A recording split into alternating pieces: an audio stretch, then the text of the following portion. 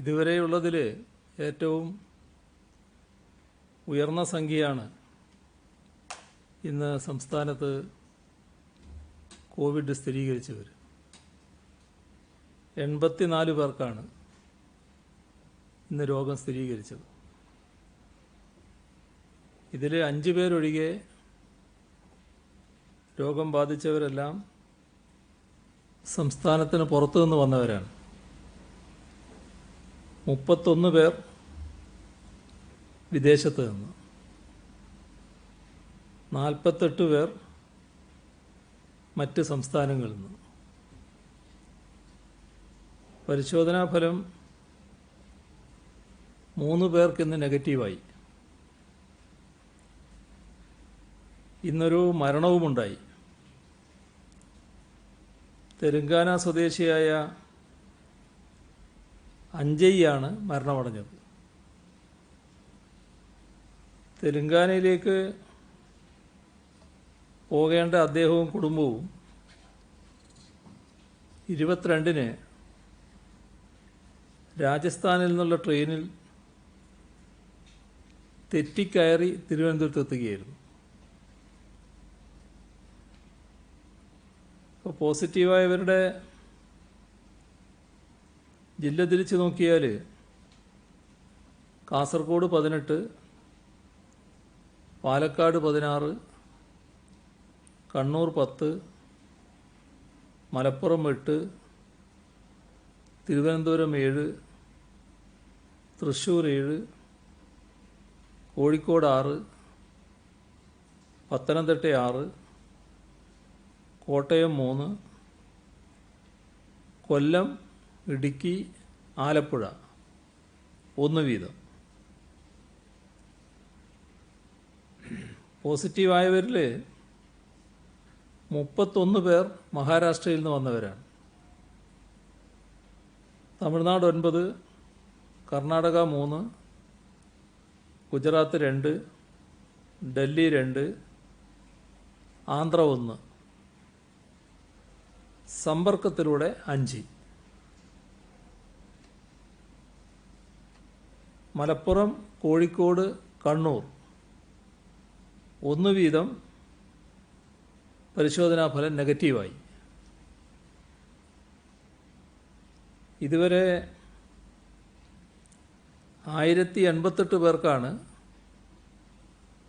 സംസ്ഥാനത്ത് രോഗം സ്ഥിരീകരിച്ചത്. അതിൽ 526 പേർ ഇപ്പോൾ ചികിത്സയിലാണ്. 1,15,297 പേരാണ് ഇപ്പോൾ നിരീക്ഷണത്തിലുള്ളത്. 1,14,305 പേർ വീടുകളിലോ ഇൻസ്റ്റിറ്റ്യൂഷണൽ ക്വാറന്റൈനിലോ ആണ്. 992 പേർ ആശുപത്രികളിലാണ്. 210 പേരെ ഇന്ന് ആശുപത്രിയിൽ പ്രവേശിപ്പിച്ചു. ഇതുവരെ 60,685 സാമ്പിളുകളാണ് പരിശോധനയ്ക്ക് അയച്ചത്.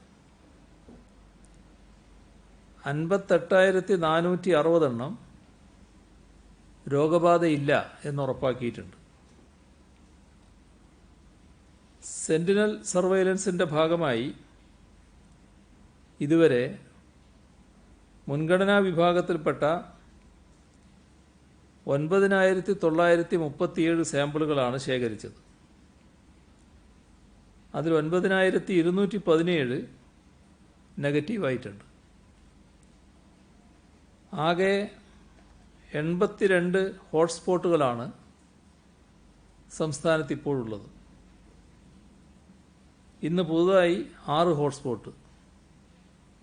കാസർഗോഡ് 3, പാലക്കാട് 2 പഞ്ചായത്തുകൾ, കോട്ടയത്തെ ചങ്ങനാശ്ശേരി മുനിസിപ്പാലിറ്റി. ഇത്രയാണ് പുതുതായി ഹോട്ട്സ്പോട്ടായത്. ഏറ്റവും കൂടുതൽ ആളുകൾ വൈറസ് ബാധിച്ച് ചികിത്സയിലുള്ളത് പാലക്കാട് ജില്ലയിലാണ്. 105 പേര്.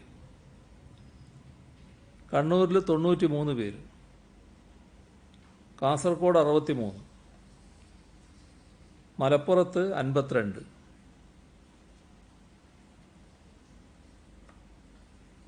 കോവിഡ് മഹാമാരിക്കെതിരെ ജനങ്ങളാകെ ഒത്തുചേർന്നുകൊണ്ടാണ് പൊരുതുന്നത്.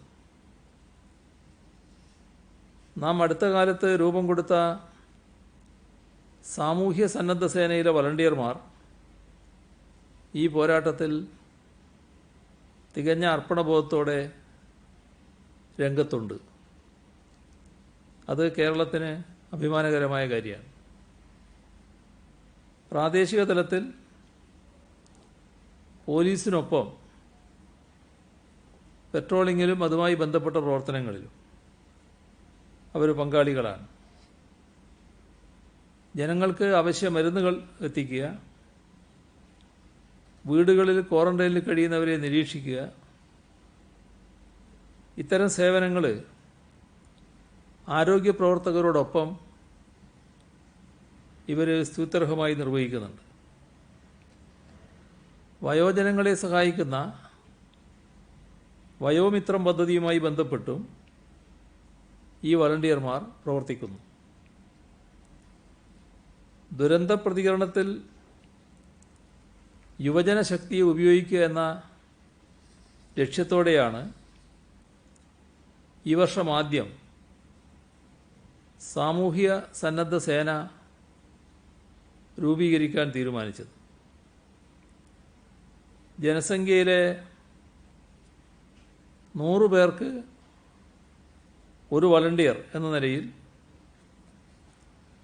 3,40,000 പേരുടെ സേനയാണ് ലക്ഷ്യമിട്ടത്.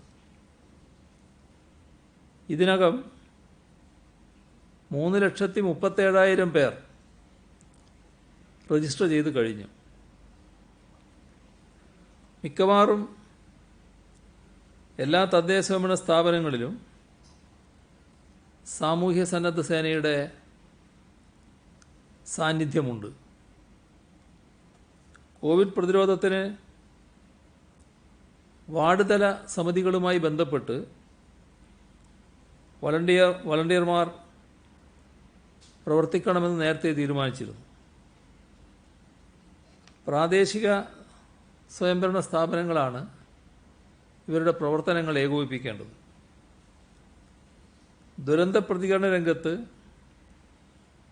ഫയർ ആൻഡ് റെസ്ക്യൂ സേനയോടും പോലീസിനോടും ഒപ്പം ചേർന്ന് ഇവർ പ്രവർത്തിക്കും. നല്ല പ്രായോഗിക പരിശീലനം അവർക്ക് ഈ രീതിയിൽ ലഭ്യമാവുകയും ചെയ്യും. അതോടൊപ്പം പരിശീലനം പ്രത്യേകമായി നൽകുന്നതിനുള്ള പദ്ധതിയും തയ്യാറാക്കിയിട്ടുണ്ട്. കോവിഡ്-19 ഭാഗമായുള്ള നിയന്ത്രണങ്ങൾ നിലനിൽക്കുന്നതുകൊണ്ട് നേരത്തെ പ്ലാൻ ചെയ്ത രീതിയിലുള്ള പരിശീലനമല്ല, ഓൺലൈൻ പരിശീലനമായിരിക്കും നൽകുക. ആദ്യഘട്ടത്തിൽ ജൂൺ 15 മുൻപ് 20,000 പേർക്ക് പരിശീലനം നൽകും.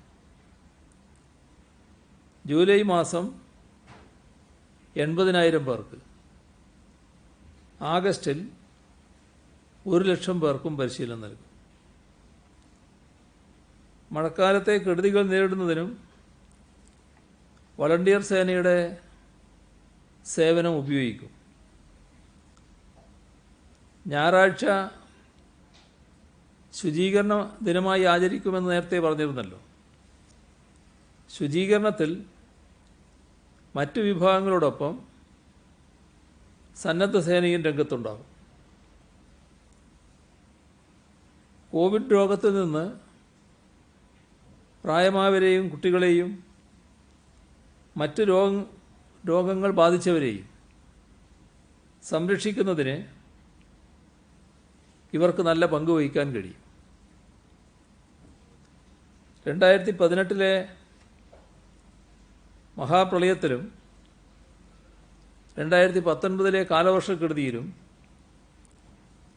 ജനങ്ങളെ രക്ഷപ്പെടുത്താനും അവർക്ക് സഹായമെത്തിക്കാനും നമ്മുടെ യുവജനങ്ങൾ നടത്തിയ പ്രവർത്തനം ഏറെ പ്രശംസിക്കപ്പെട്ടതാണ്. ഈ അനുഭവത്തിൻ്റെ കൂടി വെളിച്ചത്തിലാണ് സാമൂഹ്യ സന്നദ്ധ സേന എന്ന ആശയം കേരളം പ്രാവർത്തികമാക്കിയത്. സാമൂഹ്യ സന്നദ്ധ പ്രവർത്തനത്തിൽ ഒരു മാതൃക തന്നെയായിരിക്കും ഈ സേന എന്ന കാര്യത്തിൽ സംശയമില്ല. സേവന തൽപരതയോടെ ഇതിൽ ചേർന്ന് പ്രവർത്തിക്കുന്ന എല്ലാ വളണ്ടിയർമാരെയും സർക്കാരിനു വേണ്ടി അഭിവാദ്യം ചെയ്യുന്നു. വളണ്ടിയർമാർക്ക് ഇൻഷുറൻസ് പരിരക്ഷ നൽകാൻ കഴിയുമോ എന്ന കാര്യം സർക്കാർ പരിശോധിക്കുന്നതാണ്. ഈ കാലം വളരെ പ്രത്യേകമായൊരു കാലമാണ്. എല്ലാ മേഖലകളിലും മാറ്റം വരുത്തേണ്ട ഘട്ടം. പഠനം പരമാവധി ഓൺലൈൻ വഴി ആക്കാൻ തീരുമാനിക്കുന്നതും വിദ്യാഭ്യാസ സ്ഥാപനങ്ങൾ കുറേ നാളത്തേക്ക് അടച്ചിടുന്നതുമൊക്കെ അതിൻ്റെ ഭാഗമാണ്. എല്ലാ ജനങ്ങളും പ്രയാസം നേരിടുകയാണ്. തൊഴിൽ നഷ്ടപ്പെട്ടവർ,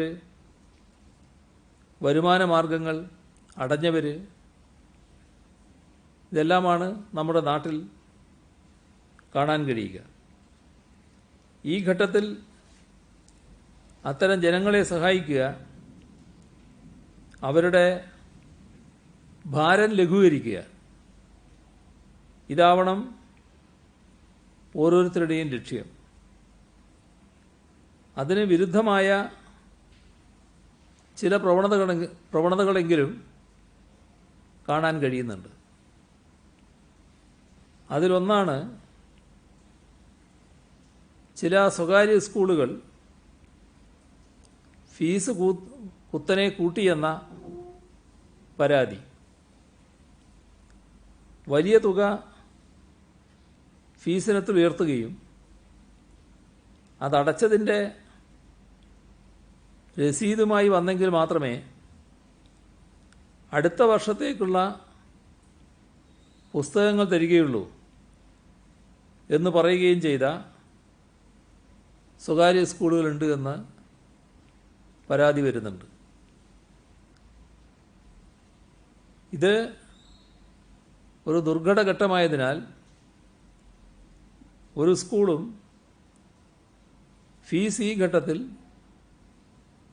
വർദ്ധിപ്പിക്കരുത്. പുതിയ സാഹചര്യത്തിനനുസൃതമായി പഠന രീതി ക്രമീകരിക്കുക, വേണ്ട മാറ്റങ്ങൾ വരുത്തുക, ഇവയാണ് വിദ്യാഭ്യാസ മേഖലയിൽ അടിയന്തര പ്രാധാന്യത്തോടെ നടത്തേണ്ട കാര്യം. അത് സ്വകാര്യ സ്കൂളുകൾക്കും ബാധകമാണ്. പ്രതിസന്ധി കാലത്ത് കുട്ടികളെയും രക്ഷിതാക്കളെയും വല്ലാതെ ബുദ്ധിമുട്ടിക്കുന്നല്ല ഒരു തരത്തിലുള്ള പിഴിഞ്ഞു കളയുന്ന സ്വഭാവം, അത് സ്വീകരിക്കാൻ പാടില്ല. ലോക്ക്ഡൗൺ പശ്ചാത്തലത്തിൽ നിർത്തിവെച്ച വിദേശ മദ്യവിൽപ്പന പുനരാരംഭിച്ചിട്ടുണ്ട്. കേന്ദ്ര ആഭ്യന്തര മന്ത്രാലയം പുറപ്പെടുവിച്ച മാർഗനിർദ്ദേശങ്ങൾ പാലിച്ച് ബെവ്ക്യൂ മൊബൈൽ ആപ്ലിക്കേഷൻ വഴി വെർച്വൽ ക്യൂ മാനേജ്മെൻറ്റ് സംവിധാനത്തിലൂടെയാണ് വിൽപ്പന നടക്കുന്നത്. ക്രമസമാധാന പ്രശ്നങ്ങളൊന്നും ഉണ്ടായില്ല. ആദ്യ ദിവസം 2,25,000-ഓളം പേരാണ് ബെവ്ക്യൂ വഴിയുള്ള ടോക്കൺ സേവനം ഉപയോഗപ്പെടുത്തിയത്. ആദ്യ ദിവസമാണ്. ഈ ആദ്യ ദിവസമുണ്ടായ ചില സാങ്കേതിക തടസ്സങ്ങൾ പരിഹരിച്ച് വെർച്വൽ ക്യൂ സംവിധാനം തടസ്സങ്ങളില്ലാതെ മുന്നോട്ട് കൊണ്ടുപോകാൻ കഴിയുമെന്ന് എക്സൈസ് വകുപ്പ് അറിയിച്ചിട്ടുണ്ട്. കോവിഡ് പ്രതിരോധവുമായി ബന്ധപ്പെട്ട് ആരോഗ്യവകുപ്പ് പുറപ്പെടുവിച്ചിട്ടുള്ള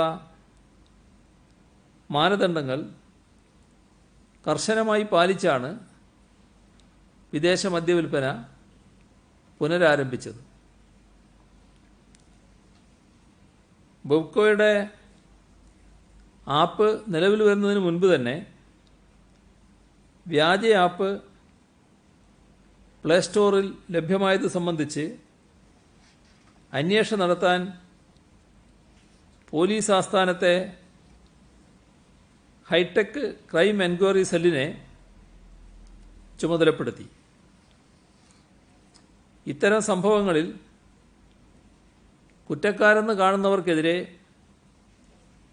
ജാമ്യമില്ലാ വകുപ്പ് ചുമത്തി കേസെടുക്കും. ഗൾഫിൽ നിന്ന് മടങ്ങിയെത്തിയ ചിലർ ക്വാറന്റൈനിൽ കഴിയാതെ പുറത്തിറങ്ങി നടക്കുന്നതായി കാണിച്ച് അവരുടെ ചിത്രങ്ങൾ മോർഫ് ചെയ്ത് വ്യാജ വാർത്ത പ്രചരിപ്പിക്കുന്നതായി ശ്രദ്ധയിൽപ്പെട്ടിട്ടുണ്ട്. ജനങ്ങളെ തെറ്റിദ്ധരിപ്പിക്കാൻ മനഃപൂർവ്വം ചെയ്യുന്ന പ്രവൃത്തികൾ അനുവദിക്കാനാവില്ല. വ്യാജ വാർത്തകൾ ചമക്കുന്നവർക്കെതിരെ കർശന നടപടി സ്വീകരിക്കും. വ്യാജ വാർത്തകൾ പരിശോധിച്ച് നടപടി സ്വീകരിക്കാൻ തിരുവനന്തപുരം, കൊച്ചി, കോഴിക്കോട് എന്നിവിടങ്ങളിൽ പ്രവർത്തിക്കുന്ന സൈബർ ഡോമുകൾക്ക് നിർദ്ദേശം നൽകിയിട്ടുണ്ട്.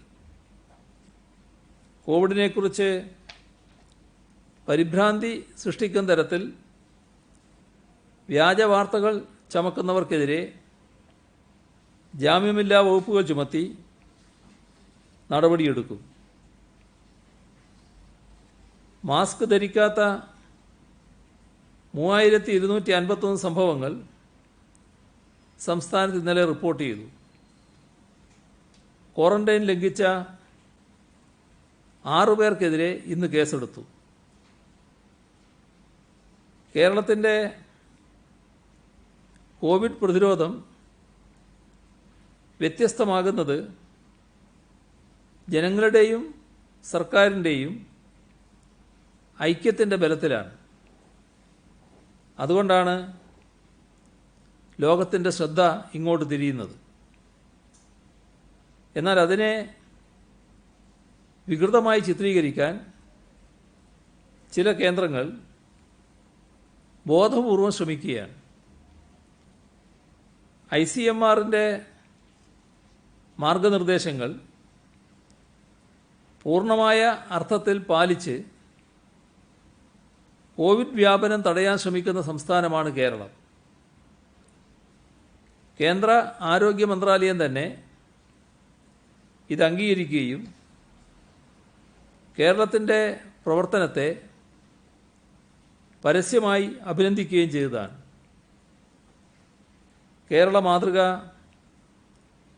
മറ്റ് സംസ്ഥാനങ്ങൾക്ക് പരിചയപ്പെടുത്തണമെന്നും ആരോഗ്യ മന്ത്രാലയം പറഞ്ഞിരുന്നു. മാധ്യമങ്ങളത് റിപ്പോർട്ട് ചെയ്തിട്ടുമുണ്ട്.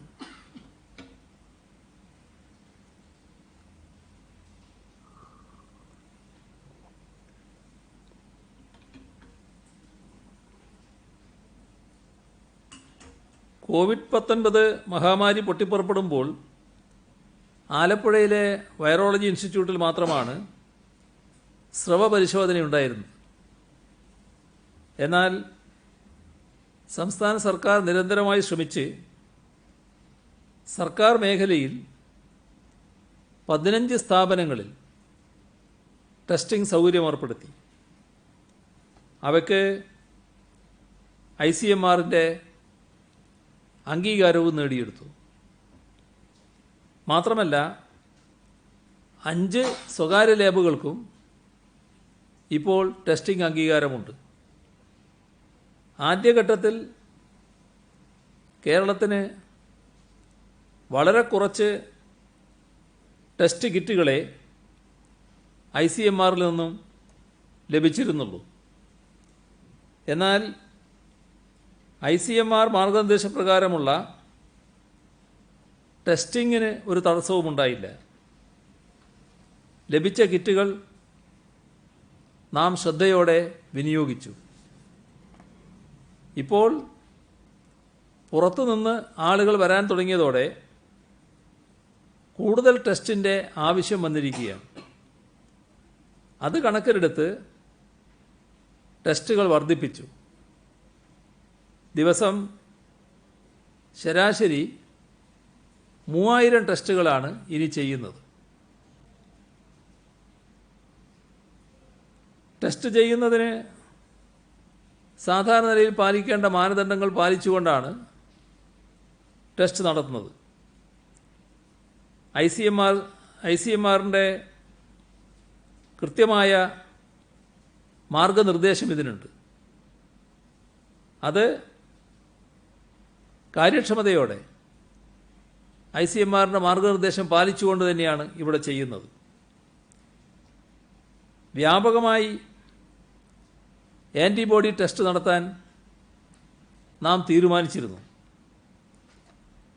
ICMR വഴിയാണ് ആൻറ്റിബോഡി ടെസ്റ്റ് നടത്താനുള്ള കിറ്റ് ലഭിക്കേണ്ടത്. ICMR വഴി ലഭിച്ച കിറ്റുകൾക്ക് ഗുണനിലവാരമുണ്ടായിരുന്നില്ല. അത് ഉപയോഗിക്കേണ്ട എന്ന് ICMR തന്നെ നിർദ്ദേശിക്കുന്ന സ്ഥിതിയുണ്ടായി.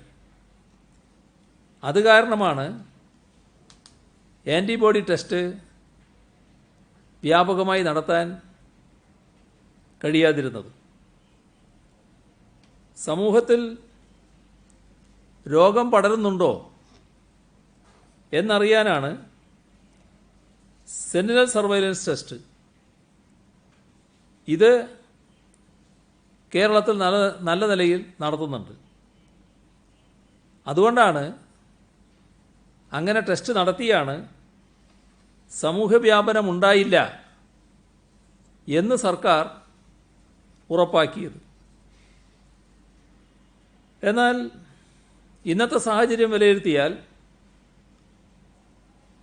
നാളെ സമൂഹവ്യാപനമേ ഉണ്ടാവില്ല എന്നുറപ്പിച്ച് പറയാൻ കഴിയില്ല. ഇന്നത്തെ നില സമൂഹവ്യാപനം ഉണ്ടായിട്ടില്ല എന്നതാണ്. ICMR മാർഗനിർദ്ദേശപ്രകാരം ജലദോഷപ്പനിയുള്ളവരെയും ടെസ്റ്റ് ചെയ്യാൻ തീരുമാനിച്ചിട്ടുണ്ട്. കാരണം കോവിഡിന് സമാനമായ ലക്ഷണങ്ങളാണ് ജലദോഷപ്പനി ബാധിച്ചവരിലും കാണുന്നത്. സമ്പർക്കത്തിലൂടെ രോഗം പകരുന്നത് ഏറ്റവും കുറഞ്ഞ സംസ്ഥാനമാണ് കേരളം. അത് കേന്ദ്ര ആരോഗ്യ മന്ത്രാലയത്തിൻ്റെ കണക്കിലും വ്യക്തമാണ്. കാരണം ഇവിടെ ജനങ്ങൾ ജാഗ്രതയോടെ ഒറ്റക്കെട്ടായി പൊരുതുകയാണ്.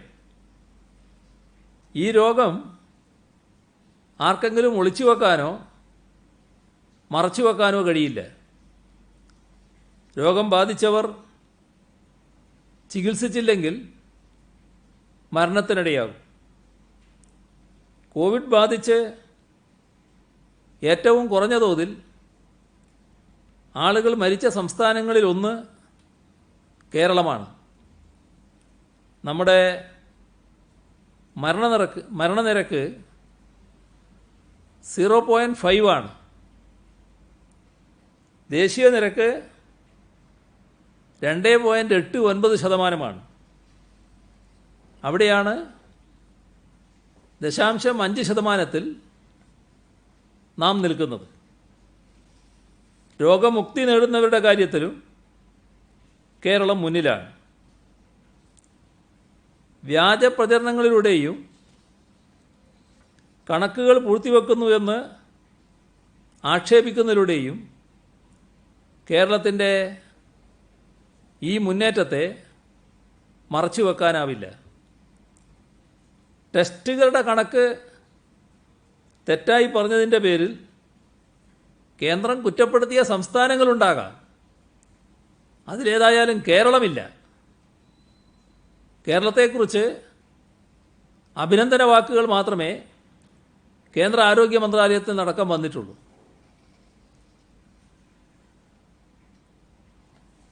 വരുന്ന ഞായറാഴ്ച ശുചീകരണ ദിനമായി മാറ്റണമെന്ന് ഇന്നലെ പറഞ്ഞിരുന്നുവല്ലോ.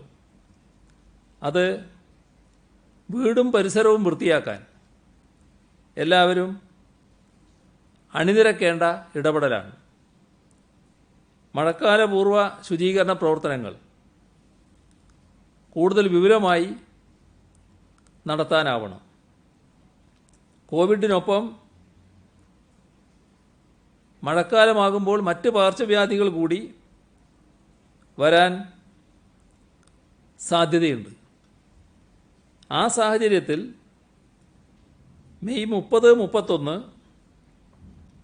ജൂൺ 6, 7 തീയതികളിൽ തദ്ദേശ സ്വയംഭരണ സ്ഥാപനങ്ങളുടെ നേതൃത്വത്തിൽ സംസ്ഥാനത്തൊട്ടാകെ ശുചീകരണ പ്രവർത്തനം നടക്കും.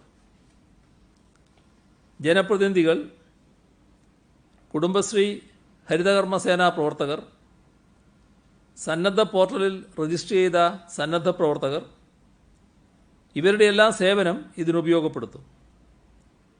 ജനങ്ങൾ അതുമായി പൂർണ്ണമായി സഹകരിച്ച് രംഗത്തുണ്ടാവണം. മെയ് 30, ജൂൺ 6 ഈ ദിവസങ്ങളിൽ പൊതു ഇടങ്ങളാണ് വൃത്തിയാക്കുക. മെയ് 31 പുറമെ ജൂൺ 7 വീടും പരിസരവും വൃത്തിയാക്കാനായി മാറ്റിവെക്കണം.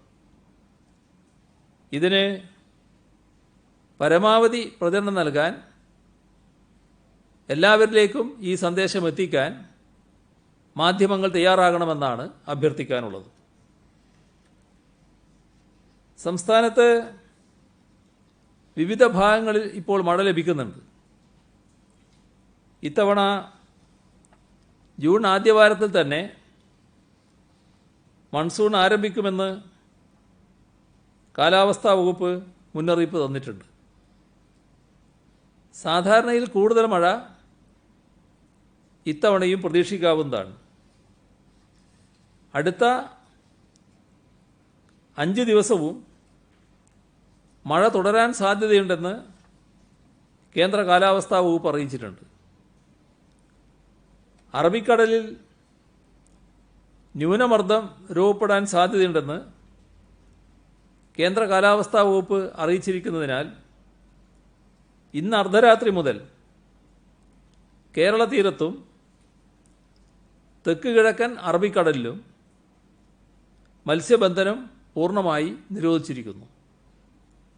നിലവിൽ ആഴക്കടലിൽ മത്സ്യബന്ധനത്തിൽ ഏർപ്പെട്ടിരിക്കുന്നവർ എത്രയും പെട്ടെന്ന് തൊട്ടടുത്തുള്ള സുരക്ഷിത തീരത്തെത്തണം. മലങ്കര മാർത്തോമ സിറിയൻ ചർച്ച് 35 ലക്ഷം രൂപ ദുരിതാശ്വാസ നിധിയിലേക്ക് സംഭാവന നൽകിയിട്ടുണ്ട്. പ്രവാസികളടക്കമുള്ളവരുടെ തിരിച്ചുവരവിൽ സംസ്ഥാന സർക്കാർ സ്വീകരിച്ച നടപടികളെയും സംസ്ഥാനത്തിൻ്റെ കോവിഡ് പ്രതിരോധ സംവിധാനത്തെയും സഭയുടെ പരമാധ്യക്ഷൻ ഡോക്ടർ ജോസഫ് മാർത്തോമ മെത്രാപ്പോലീത്ത പ്രത്യേകം അഭിനന്ദിച്ചു. State bank of India Thiruvananthapuram circle ജീവനക്കാരിൽ നിന്ന് സമാഹരിച്ച 6 കോടി രൂപ ചീഫ് ജനറൽ മാനേജർ മൃഗേന്ദ്രലാൽ ദാസ് കൈമാറി. അഖിലേന്ത്യാ ജനാധിപത്യ മഹിളാ അസോസിയേഷൻ 20 ലക്ഷം രൂപ, AIYF കൊല്ലം, ആലപ്പുഴ, തൃശൂർ ജില്ലാ കമ്മിറ്റികളുടെ നേതൃത്വത്തിൽ ബിരിയാണി ഫെസ്റ്റ് നടത്തി സമാഹരിച്ച 27,79,081 രൂപ നേരത്തെ 1,29,975 രൂപ കൈമാറിയിരുന്നു. ശ്രീ മുഹമ്മദ് അലി സീഷോർ റെസിഡൻസി കൊടുങ്ങല്ലൂർ 25 ലക്ഷം രൂപ. SBT പെൻഷനേഴ്സ് അസോസിയേഷൻ 15 ലക്ഷം രൂപ. കേരള സ്റ്റേറ്റ് ചലച്ചിത്ര അക്കാദമി 10 ലക്ഷം രൂപ. മലനാട് SCB പ്രസിഡന്റ് MT തോമസ് 7,50,000 രൂപ. സർക്കാർ കോളേജ് അധ്യാപകരുടെ സംഘടന AKGCT ഒന്നാം ഗഡു 2,12,000 രൂപ. ഇത് വ്യക്തിഗത സംഭാവനകൾക്ക് പുറമെയുള്ളതാണ്. AIYF കയ്പമംഗലം മണ്ഡലം കമ്മിറ്റി 6,18,816 രൂപ. തിരുവാണിയൂർ ഗ്രാമപഞ്ചായത്ത് 5 ലക്ഷം. ചൂർണിക്കര ഗ്രാമപഞ്ചായത്ത് 5 lakh. Chess Kerala international online chess മത്സരം നടത്തി സമാഹരിച്ച 4,55,078 രൂപ. All Kerala Kudumbashree auditors union Kollam ജില്ല 2 ലക്ഷം. ഭിന്നശേഷിക്കാരുടെ സംഘടന DAWF 2 ഗഡുക്കളായി 5,30,000 രൂപ. ഇത്രയും വിവരങ്ങളാണ് ഇന്ന് പങ്കുവെക്കാനുള്ളത്.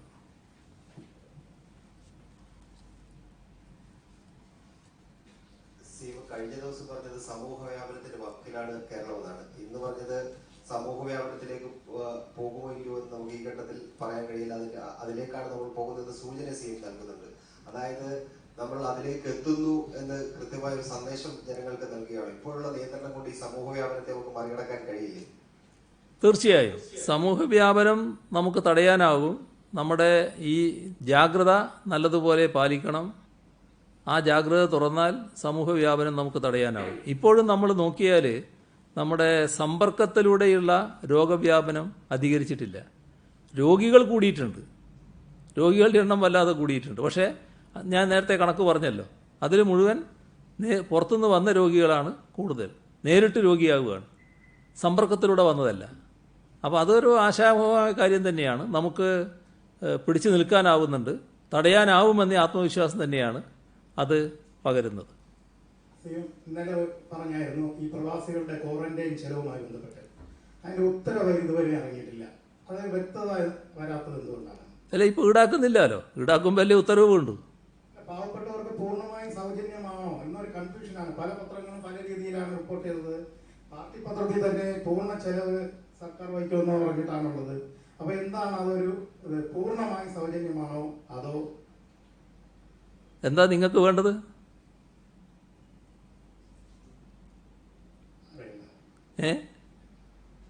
അല്ല, ഞാനിന്നലെ വ്യക്തമായി പറഞ്ഞതാണ്. പിന്നെ എന്താണ് അതിൻ്റെ അകത്ത് സംശയം വരുന്നത്? എന്താ നിങ്ങൾക്ക് അറിയേണ്ടത് കാര്യത്തിൽ? അല്ല, ഉത്തരവിറങ്ങുമെന്ന് പറയുന്നത് ഉത്തരവ് നടപ്പാക്കുന്നതോട് കൂടിയാണല്ലോ ഇറങ്ങുക. അത് നടപ്പാക്കുന്നത് വരെ എല്ലാവർക്കും ഫ്രീ ആണ്. അതുവരെ പിന്നെ ഈ പറയുന്ന ഒരു വിഭാഗവും പണം അടക്കേണ്ടി വരില്ല. പക്ഷേ സാധാരണ നിലക്ക് അടക്കാൻ ശേഷിയുള്ളവരാണ് അടക്കേണ്ടി വരിക. അതിൻ്റെ കാര്യങ്ങൾ തയ്യാറായിക്കൊണ്ടിരിക്കുകയാണ്. ഒരു കാര്യത്തിൽ ഒരാശങ്കയും വേണ്ട, പാവപ്പെട്ടവർ ഒരു കാശും അതിന് കൊടുക്കേണ്ടതായിട്ട് വരില്ല. CM ഇന്നലെ പറഞ്ഞിട്ടുണ്ടായിരുന്നു ഇന്ന് മുതൽ 3000 ടെസ്റ്റ് നടത്തുമെന്നാണ് CM ഇന്നലെ പറഞ്ഞത്. അപ്പം ഇന്ന് നമ്മൾ ആ ഒരു കൂട്ടിയ ടെസ്റ്റ് തുടങ്ങിയിട്ടുണ്ടോ അതോ ഇനി വരും ദിവസങ്ങളിലായി 3000 ആവത്തുള്ളൂ? അതിൽ ഈ 3000 ടെസ്റ്റ് എന്ന് പറയുമ്പോൾ 3000 ആളുകളിൽ നിന്ന് സാമ്പിൾ എടുക്കണമല്ലോ. അപ്പോൾ ആ പ്രവർത്തനങ്ങൾ ആരോഗ്യവകുപ്പ് ആരംഭിച്ചിട്ടുണ്ടാവും. ഇത് തീരുമാനിച്ചു കഴിഞ്ഞു. ബാക്കി കാര്യങ്ങൾ ആരോഗ്യവകുപ്പ് നടത്തുന്നുണ്ടാവും. അതിൻ്റെ വിശദാംശങ്ങൾ എത്ര ഇന്ന് എടുത്തു എന്നുള്ള കണക്കൊന്നും എൻ്റെ കയ്യിലില്ല. അതേതായാലും നടക്കും, അതിൽ ശങ്കിക്കേണ്ട കാര്യമില്ല. തീരുമാനം എടുത്തതാണത്, നടക്കുമെന്ന കാര്യത്തിൽ ശങ്കിക്കേണ്ടതില്ല. സാമ്പിൾ എടുത്തു തുടങ്ങിയിട്ടുമുണ്ട്. ഒരു കാര്യമാണ്, നമ്മളിന്നിപ്പോ ഈ നെടുമ്പാശ്ശേരിയിൽ വന്നിറങ്ങിയിട്ട് കാസർഗോഡേക്ക് പോയ 3 ട്രാൻസ്പോർട്ട് ബസ്സുകളായിട്ട് പോയ ആളുകള് കാസർഗോഡ് എത്തിയപ്പം അവിടെ ഈ ഇൻസ്റ്റിറ്റ്യൂഷൻ ക്വാറന്റൈൻ ഒരു സൗകര്യം ഇല്ലാതെ അവര് റോഡിൽ നിൽക്കുന്ന ഒരു സാഹചര്യം ഇന്നലെ വൈകിട്ട് 4 മണിയോടുകൂടി ഉണ്ടായിട്ടുണ്ടായിരുന്നു. അപ്പം പരീക്ഷാ ഡ്യൂട്ടിക്ക് ഉദ്യോഗസ്ഥർ പോയത് കൊണ്ടാണ് അവിടുത്തെ ക്രമീകരണം ഉണ്ടാക്കാൻ പറ്റാത്തതെന്നാണ് പറഞ്ഞത്. പക്ഷെ എത്രയോ ദൂരം നിന്ന് യാത്ര ചെയ്ത് നെടുമ്പാശ്ശേരിയിൽ നിന്ന് മണിക്കൂർ ഇന്ന് രാത്രി 12 മണിക്ക് വന്ന ടീമാണ്. അവരവിടെ എത്തിയപ്പോഴേക്കും അതാണ് അവരുടെ അവസ്ഥ. അങ്ങനെ CM ശ്രദ്ധയിൽ സംഭവം വന്നിട്ടുണ്ടോ? അല്ല, ഇത്തരം കാര്യങ്ങളിൽ ആവശ്യമായ ജാഗ്രതയോടെ നമ്മുടെ ഉദ്യോഗസ്ഥന്മാരാകെ ഇടപെട്ടുകൊണ്ടിരിക്കുകയാണ്. അവർ രാത്രിയും പകലും പ്രവർത്തിച്ചുകൊണ്ടിരിക്കുകയാണ്. ആർക്കെങ്കിലും എന്തെങ്കിലും വീഴ്ചയുണ്ടായിട്ടുണ്ടോ എന്നുള്ളത് നമുക്ക് പരിശോധിക്കാം, ആവശ്യമായ തിരുത്തലുകൾ വരുത്തുകയും ചെയ്യാം അങ്ങനെ ഉണ്ടായിട്ടുണ്ടെങ്കിൽ. കേന്ദ്ര സർക്കാർ ഈ ലോക്ക്ഡൌൺ നീട്ടുന്നത് സംബന്ധിച്ച് സർക്കാരുകളുടെ അഭിപ്രായങ്ങൾ ചോദിച്ചു തുടങ്ങിയതായിട്ട് കേട്ടു. സംസ്ഥാന സർക്കാരിന്റെ അഭിപ്രായം ചോദിച്ചിരുന്നു. അത് സംബന്ധിച്ച് എന്തെങ്കിലും തീരുമാനം നമ്മൾ അറിയിച്ചിട്ടുണ്ടോ? ഇതേവരെ ചോദിച്ചു കഴിഞ്ഞിട്ടില്ല. അതിൽ എല്ലാ ദിവസങ്ങളിലും എന്നോണം നമ്മുടെ സെക്രട്ടറി തല കോൺഫറൻസുകൾ നടക്കുന്നുണ്ട്. അതിന് പുറമേയുള്ള അഭിപ്രായങ്ങൾ ചോദിക്കലുണ്ടായിട്ടില്ല. അതുപോലെ തന്നെ ഈ ജൂൺ 1 മുതൽ കോളേജുകളും സ്കൂളുകളും ഓൺലൈൻ ക്ലാസ്സുകൾ ആരംഭിക്കും എന്ന് പറഞ്ഞു. അപ്പോൾ അവിടുത്തെ ഈ സ്കൂളുകളിലെയും കോളേജിലെ അധ്യാപകർ കോളേജിലും സ്കൂളുകളിലും വരണോ, അതെ അവർ വീട്ടിലിരുന്ന് ഇപ്പോൾ നടത്തുന്നത് പോലെ ഓൺലൈൻ ക്ലാസ്സുകൾ നടത്തുകയാണോ വേണ്ടത്? അത് സാധാരണ നിലക്ക് കോളേജുകളിൽ ഈ വിദ്യാഭ്യാസ സ്ഥാപനങ്ങളിൽ വരേണ്ട ചില ആവശ്യങ്ങളും ഉണ്ടാവും. ഈ വിദ്യാഭ്യാസ സ്ഥാപനങ്ങൾ പ്രവർത്തിക്കുന്നില്ലെങ്കിലും ഓഫീസ് പ്രവർത്തനമുണ്ടാവും. ഈ ക്ലാസ്സുമായി ബന്ധപ്പെട്ട ചില നടപടിക്രമങ്ങളുടെ ഭാഗമായിട്ട് സ്ഥാപനങ്ങൾ വരേണ്ടതുണ്ടാവും. അതൊക്കെ അതത് വകുപ്പ് ആവശ്യമായ നിർദ്ദേശങ്ങൾ വ്യക്തമായി നൽകുന്നുണ്ട്. സുപ്രീം കോടതിയുടെ ഭാഗത്ത് നിന്ന് ഈ അതിഥി തൊഴിലാളികളുടെ യാത്രാ നിരക്ക് സംസ്ഥാനങ്ങൾ വഹിക്കണം എന്ന് പറഞ്ഞിട്ടുണ്ട്. ഇക്കാര്യത്തിൽ കേരളത്തിന്റെ അഭിപ്രായം എന്താണ്? കാരണം നേരത്തെ ഈ തൊഴിലാളികളുടെ കയ്യിൽ നിന്ന് റെയിൽവേ ടിക്കറ്റിന്റെ പൈസ വാങ്ങിക്കുകയായിരുന്നല്ലോ ചെയ്തിരുന്നത്. ഇക്കാര്യത്തിൽ നേരത്തെ തന്നെ സംസ്ഥാനം അഭിപ്രായം പറഞ്ഞിട്ടുണ്ട്. ഈ അതിഥി തൊഴിലാളികളെ പ്രത്യേക ട്രെയിനിലൂടെ അത് സ്ഥലത്ത് എത്തിക്കേണ്ടതാണ്, അതിൻ്റെ യാത്രാ ചെലവ് കേന്ദ്ര ഗവൺമെൻറ് വഹിക്കേണ്ടതാണ് എന്ന് സംസ്ഥാന സർക്കാർ നേരത്തെ പറഞ്ഞിരുന്നു. മാത്രമല്ല, ആദ്യം ഇവിടുന്ന് അതിഥി തൊഴിലാളികളെ ട്രെയിനിൽ കയറ്റി അയക്കുമ്പോൾ ആരും പറയാതെ തന്നെ നമ്മൾ ചെയ്തൊരു കാര്യമുണ്ട്. അവർക്ക് ആ ദിവസങ്ങളിൽ വേണ്ടിവരുന്ന ഭക്ഷണം, ആവശ്യമായി കുടിക്കാനുള്ള വെള്ളം, ഇതെല്ലാം അവരോരോരുത്തരുടെയും കയ്യിൽ കൊടുക്കുന്ന നിലയായിരുന്നു സംസ്ഥാന സർക്കാർ സ്വീകരിച്ചിരുന്നത്. ആദ്യത്തെ ട്രെയിൻ തൊട്ട് ആ നടപടിക്രമം നമ്മൾ പാലിച്ചിരുന്നു. സംസ്ഥാന സർക്കാരിന്റെ നേട്ടങ്ങൾ ചൂണ്ടിക്കാട്ടിയിട്ടുള്ള ലഘുലേഖ ഏതാണ്ട് 75 ലക്ഷത്തോളം കോപ്പികൾ സംസ്ഥാന സർക്കാരിന്റെ ഖജനാവിൽ നിന്നും ചെലവഴിക്കുകയാണ്. ഇത്തരത്തിൽ സാമ്പത്തിക പ്രതിസന്ധിയിലൂടെ കടന്നു പോകുന്ന ഈ ഒരു സമയത്ത് ഇത്തരത്തിൽ അനാവശ്യ ചെലവുകൾ വഹിക്കുന്നത് ശരിയാണോ എന്ന് മുൻ മുഖ്യമന്ത്രി ഉമ്മൻചാണ്ടി ചോദിച്ചിട്ടുണ്ട്. യഥാർത്ഥത്തിൽ നിങ്ങൾ എല്ലാ പ്രചരണങ്ങളും ഏറ്റെടുത്ത സാഹചര്യത്തിൽ അതിൻ്റെ ആവശ്യമുണ്ടോ എന്ന് സ്വാഭാവികമായിട്ട് നിങ്ങൾക്ക് തോന്നാം.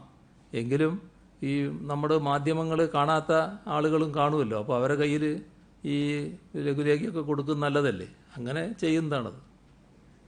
സംസ്ഥാനത്ത് കോവിഡ് പ്രതിരോധ പ്രവർത്തനങ്ങൾ വലിയ പ്രധാനപ്പെട്ട റോൾ വഹിക്കുന്നവരാണ് 108 ആംബുലൻസിലെ ജീവനക്കാർ. അവർക്ക് മാസങ്ങളായി ശമ്പളമില്ല. അവർ ഈ കോവിഡിന്റെ ആദ്യഘട്ടം മുതൽ സമര രംഗത്താണ്. ഇപ്പോൾ അവർ തിരുവനന്തപുരത്തേക്ക് അനിശ്ചിതകാല സമരം ആരംഭിച്ചിട്ടുണ്ട്. ഒരുപക്ഷെ കോവിഡ് പ്രതിരോധ പ്രവർത്തനങ്ങൾ ഇപ്പോൾ ബാധിക്കാം.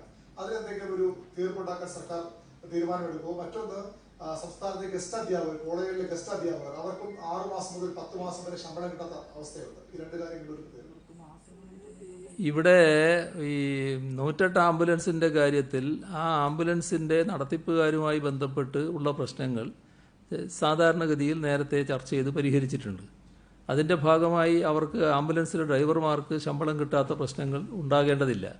ഈ പറയുന്ന മാസങ്ങളോളം ഒന്നും ഉണ്ടാകാനും സാധാരണഗതിയിൽ സാധ്യതയില്ല. എന്താണ് പ്രശ്നമെന്ന് പരിശോധിച്ച് നമുക്ക് ഇടപെടാവുന്നതാണ്. ഗസ്റ്റ് അധ്യാപകരുടെ പ്രശ്നം എന്താണെന്നുള്ളത് നോക്കാം, പരിശോധിക്കാം. കേരളത്തിന്റെ നേട്ടങ്ങൾ വികൃതമാക്കാൻ ചിലർ ശ്രമിക്കുന്നെന്ന് പറഞ്ഞല്ലോ. ഇതാരാണ് ഈ ശ്രമം? ഈ പ്രതിപക്ഷ കക്ഷികൾ ആരെങ്കിലും ആണോ? അതോ ഇന്നലെ കേന്ദ്രമന്ത്രി വി മുരളീധരൻ ഒരു 10 ചോദ്യങ്ങൾ എന്തോ ചോദിച്ചിരുന്നു, അതിനുള്ള മറുപടിയാണോ CM പറഞ്ഞത്? അല്ല, ഞാൻ വസ്തുതകളല്ലേ പറഞ്ഞത്. ഈ കാര്യങ്ങൾ ഇങ്ങനെ ചില സംശയങ്ങൾ ചില ഉത്തരവാദപ്പെട്ട സ്ഥാനങ്ങളിലിരിക്കുന്നവർക്കുണ്ടായാൽ അതിൽ വസ്തുതകൾ വ്യക്തമാക്കണ്ടേ. ഇവിടെ ടെസ്റ്റ് നടത്താതെ നമ്മളെന്തോ മറച്ചു വെക്കുകയാണ്. ഈ രോഗവ്യാപനം ഉണ്ടായി എന്നത് മറച്ചു വെക്കാനാണ് സർക്കാർ ശ്രമിക്കുന്നത്. അപ്പം അതിൽ മരണം മറച്ചു വെക്കാൻ പറ്റുമോ? ഈ രോഗവും മറച്ചു വെക്കാൻ പറ്റുന്നതല്ല. എവിടെ രോഗം ഉണ്ടായാലും ആർക്കും പെട്ടെന്ന് പിടികിട്ടും. അത് ഞാൻ ആ ഭാഗത്തേക്ക് അധികം പോകേണ്ടതില്ല. ഞാൻ ആ വസ്തുതകളെ പറ്റി ഞാൻ പറഞ്ഞിട്ടുണ്ട്. പിന്നെ ആളെ എടുത്ത് പറയാൻ ഞാനിപ്പോൾ ഉദ്ദേശിക്കുന്നില്ല. സ്കൂളുകളുടെ കാര്യം അങ്ങ് പറഞ്ഞിരുന്നു. അതിന്റെ കൂട്ടത്തിൽ അങ്ങനെ ശ്രദ്ധയിൽപ്പെടുത്താനുള്ളത്, പല സ്കൂളുകളിലും ഈ രീതിയിൽ ആനുവൽ ഫീസ് മുൻകൂട്ടി വാങ്ങുന്നു, അതിൽ സ്പോർട്സ് ഫീസ് ഉൾപ്പെടെ വാങ്ങുന്നു. അതുകൂടാതെ കുട്ടികളോട് നേരിട്ട് ഇന്റർവ്യൂവിന് ഹാജരാകണം എന്ന് ആവശ്യപ്പെടുന്നുണ്ട്. അത്തരത്തിൽ സ്വകാര്യ സ്കൂളുകൾ, CBSE സ്കൂളുകൾ ഒക്കെ അവരുടെയൊക്കെ ഭാഗത്ത് നിന്ന് ഇത്തരത്തിലുള്ള നടപടികൾ ഉണ്ടാകുന്നുണ്ട്. അതെ, അത്തരം കാര്യങ്ങളിൽ അവർ കാലത്തിനനുസരിച്ചിട്ടുള്ള മാറ്റം ഉൾക്കൊള്ളണം. ഇന്ന് നമ്മുടെ നാടൊരു പ്രത്യേക സാഹചര്യം അഭിമുഖീകരിക്കുകയാണ്. അതിൽ ഓൺലൈനിലൂടെ നിർവഹിക്കാൻ പറ്റുന്ന കാര്യങ്ങളെല്ലാം ഓൺലൈനിലൂടെ തന്നെ നിർവഹിക്കണം. കുട്ടികൾ സ്കൂളിൽ ഇപ്പോൾ വന്ന് അഡ്മിഷൻ ഘട്ടത്തിൽ ഹാജരാകണം എന്നൊരു നിർബന്ധം സാധാരണഗതിയിൽ പിടിക്കേണ്ടതില്ല. ചെയ്യാൻ പറ്റുന്ന എല്ലാ സൗകര്യങ്ങളും വിദ്യാർത്ഥികൾക്കും രക്ഷാകർത്താക്കൾക്കും ചെയ്തു കൊടുക്കുകയാണ് വേണ്ടത്. പിന്നെ ഫീസ് ഇതൊരവസരമായി എടുത്ത് കൂടുതൽ ഫീസ് ആരും പിരിക്കാനും പാടില്ല. നേരത്തെ ഞാനത് വ്യക്തമാക്കിയിട്ടുണ്ട്. നമ്മൾ ഈ നേരത്തെ പറഞ്ഞ ഈ വീട്ടുവാടക പിരിക്കുന്ന സംഭവത്തിൽ ഇപ്പോൾ കാണുന്നത് ടെക്നോ പാർക്കിന്റെ സമീപ പ്രദേശങ്ങളിൽ പുറത്തുനിന്ന് വന്ന് താമസിക്കുന്ന ഒരുപാട് ഈ ടെക്നോ പാർക്കിൽ ജോലി ചെയ്യുന്നവരുണ്ട്. 2 മാസമായി അവരുടെ ഇല്ല. പക്ഷെ അവരുടെ എല്ലാ വീടുകളിൽ വിളിച്ച് ഉടമസ്ഥർ വീട്ടുവാടക ആവശ്യപ്പെടുകയാണ്. 2 മാസമായി ജോലിയില്ലാതെ നിൽക്കുന്നവരുണ്ട്. ഇതിൽ സർക്കാർ ഇടപെടാൻ സാധ്യതയുണ്ടോ? അല്ല, അതാ പ്രശ്നം എന്താണെന്ന് നമുക്ക് പരിശോധിച്ച് വേണ്ടത് ചെയ്യാം. സാധാരണഗതിയിൽ ഇത്തരം കാര്യങ്ങളിൽ ഇപ്പോൾ ആളുകളെ ബുദ്ധിമുട്ടിക്കാൻ പാടില്ല എന്ന നിലപാട് നേരത്തെ സർക്കാർ എടുത്തിട്ടുണ്ട്. മിക്കവാറും ആളുകൾ ആ നിലപാട് സ്വീകരിക്കുകയാണ്. ചിലർ ഇപ്പം നിങ്ങൾ വാടക തരണ്ട എന്ന് അങ്ങോട്ട് പറഞ്ഞിട്ടുണ്ട്, സർക്കാർ പറയുന്നതിന് മുൻപ് തന്നെ. അങ്ങനെയെല്ലാമുള്ള നിലപാട് സ്വീകരിച്ച ആൾക്കാരുണ്ട്. ഇതെന്തെങ്കിലും പ്രത്യേക പ്രശ്നമുണ്ടെങ്കിൽ അതിൽ സർക്കാർ നിർബന്ധമായും ഇടപെടും, തീർച്ചയായും ഇടപെടും. അതുപോലെ തന്നെ ഈ കഴിഞ്ഞ 2-3 മാസങ്ങളായി പ്രസ് ക്ലബുകളിൽ പത്രസമ്മേളനങ്ങളൊന്നും നടക്കുന്നില്ല. ഈ നിയന്ത്രണങ്ങൾ ഉള്ളതുകൊണ്ട് ഇപ്പോൾ നിയന്ത്രണങ്ങൾ ഏറെക്കുറെ നീങ്ങി. ഈ നിബന്ധനകൾ പാലിച്ചുകൊണ്ട്, സാമൂഹിക കലം പാലിച്ചുകൊണ്ട് പ്രസ് ക്ലബുകളിൽ പത്രസമ്മേളനങ്ങൾ നടക്കാനുള്ള ഒരു അനുമതി നൽകാൻ കഴിയുമോ? നമുക്ക് അടുത്ത ഘട്ടത്തിൽ എന്താണെന്ന് ആലോചിക്കാം. CPM-ന്റെ Vandiperiyar area committee secretary police സ്റ്റേഷനിൽ കയറിയിട്ട് പോലീസുകാരുടെ വീട്ടിൽ കയറി കാല് വിട്ടുമെന്ന ഭീഷണിപ്പെടുത്തുന്ന വീഡിയോ ദൃശ്യങ്ങൾ പുറത്തു വന്നിട്ടുണ്ട്. CM ശ്രദ്ധയിൽപ്പെട്ടായിരുന്നു. മറ്റൊന്ന് PK ശശി എംഎൽഎയുടെ പരാമർശമാണ്. പാർട്ടിയുമായി സഹകരിച്ചു പോകുന്നവരെ സ്നേഹിക്കുമെന്ന് അല്ലാത്തവരോട് ദ്രോഹിക്കുമെന്നാണ് MLA പറയുന്നത്. ഈ 2 സംഭവങ്ങളിലും CM-യുടെ പ്രതികരണം ഇത് എൻ്റെ ശ്രദ്ധയിൽപ്പെട്ടിട്ടില്ല. എന്താണെന്നുള്ളത് എന്താണെന്ന് പരിശോധിക്കാം. നേരത്തെ ചോദിച്ചൊരു ചോദ്യം ഈ ലഘുലേഖ തയ്യാറാക്കിയ കാര്യം പറഞ്ഞിട്ടുണ്ട്. അപ്പം മുൻ മുഖ്യമന്ത്രി ഉമ്മൻചാണ്ടി പറഞ്ഞത് ഈ ലഘുലേഖ CPM LDF പ്രവർത്തകരുടെ ഈ ഗൃഹസന്ദർശന പരിപാടിക്ക് വേണ്ടി തയ്യാറാക്കിയതാണ്. 2.5 കോടി രൂപ അതിനുവേണ്ടി ചെലവാക്കിയതാണ്. അപ്പം ഈ ലഘുലേഖ അടിച്ചത് അതിനു വേണ്ടിയാണോ? ലഘുലേഖ അടിക്കുന്നത് ഗവൺമെന്റിന്റെ കാര്യങ്ങൾ നാട്ടിലെ ആളുകളിൽ എത്തണം എന്നുള്ളത് കൊണ്ടാണ്. അത് പൊതുവായ സ്ഥലങ്ങളിലെത്തിക്കും, വായനശാലകളിലെത്തിക്കും, ലൈബ്രറികളിലെത്തിക്കും, മറ്റ് സ്ഥലങ്ങളിലെത്തിക്കും. അങ്ങനെയുള്ള എല്ലാ കാര്യങ്ങളും സാധാരണ ചെയ്യുന്നതാണ്. എല്ലാ ഗവൺമെന്റുകളും ചെയ്യുന്നതാണ് എല്ലാ കാലത്തും. അതിപ്പോൾ ആദ്യമായിട്ട് കേരളത്തിൽ നടക്കുന്ന ഒരു കാര്യമല്ല. അദ്ദേഹം മുഖ്യമന്ത്രിയായിരുന്ന കാലത്തും ഇത്തരത്തിലുള്ള പ്രചരണങ്ങൾ സാധാരണഗതിയിൽ നടന്നിട്ടുണ്ട്. അതാണ് ഇപ്പോൾ നടക്കുന്നത്. PSC സർട്ടിഫിക്കറ്റ് വെരിഫിക്കേഷൻ നടപടികളെല്ലാം നിർത്തിവെച്ചിരിക്കുന്ന ഒരു സാഹചര്യമാണുള്ളത്. ഉടനെ അത് ആരംഭിക്കാനുള്ള എന്തെങ്കിലും നിർദ്ദേശമുണ്ടോ, തീരുമാനമുണ്ടോ? PSCയുടെ സർട്ടിഫിക്കറ്റ് വെരിഫിക്കേഷൻ നടപടികളെല്ലാം നിർത്തിവെച്ചിരിക്കുകയാണ്. അത് ഈ കോവിഡിന്റെ ഭാഗമായിട്ട് വന്നിട്ടുള്ള പ്രശ്നമാണ്. അത് പരിഹരിച്ചു പോകും. അധികകാലം തടസ്സം ഉണ്ടാവില്ല. അധികകാലം. അപ്പോൾ നമുക്ക് നാളെ കാണാം.